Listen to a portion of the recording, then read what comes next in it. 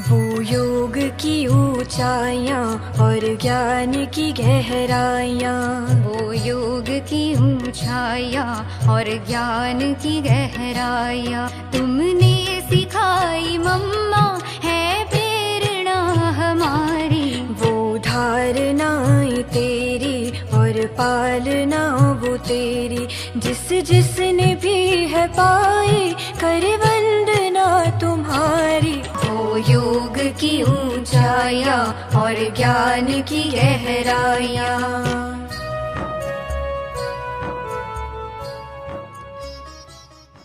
ओम शांति।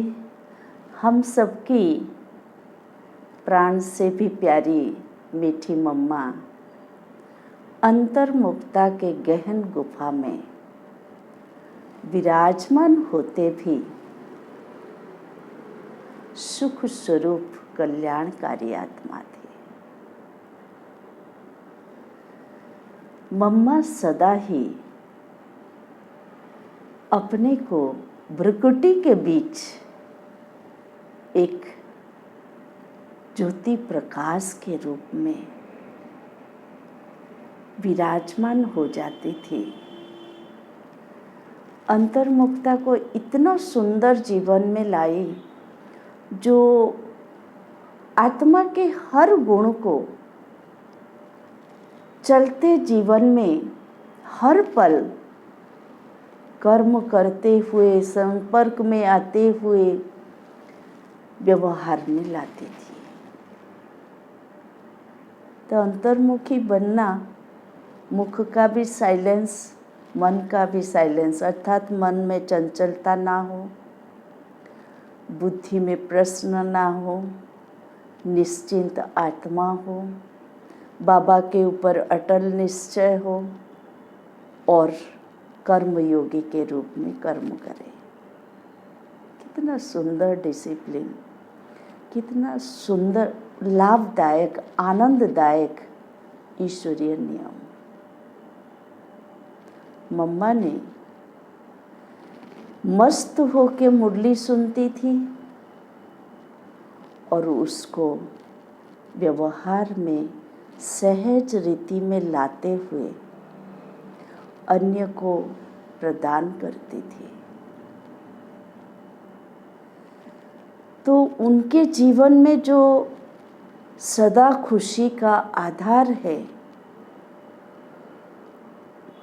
गंभीर रहना, शांत रहना, कभी डिबेट में नहीं आती, कभी आर्गुमेंट में नहीं आती, कभी किसी से एक्स्ट्रा नहीं बोलती, कि किसी के साथ आकर्षण प्रभाव में नहीं आती। तो ये गुण मम्मा को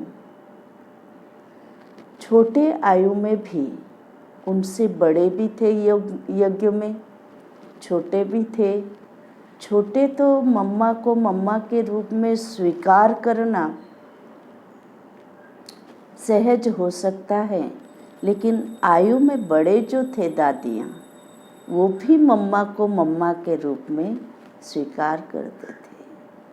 और अंतर्मुखी होने के कारण जीवन में उनका एक प्रैक्टिकल पेपर ऐसा था जो कि ईश्वरीय विश्वविद्यालय का कंट्रोलर थी, वो मम्मा से ईर्ष्यान्वित हुई थी।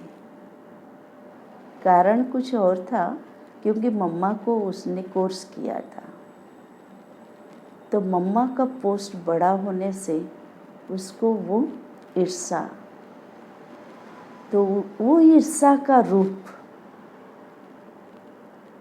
भले विघ्न रूप बना, लेकिन मम्मा बिल्कुल शांत।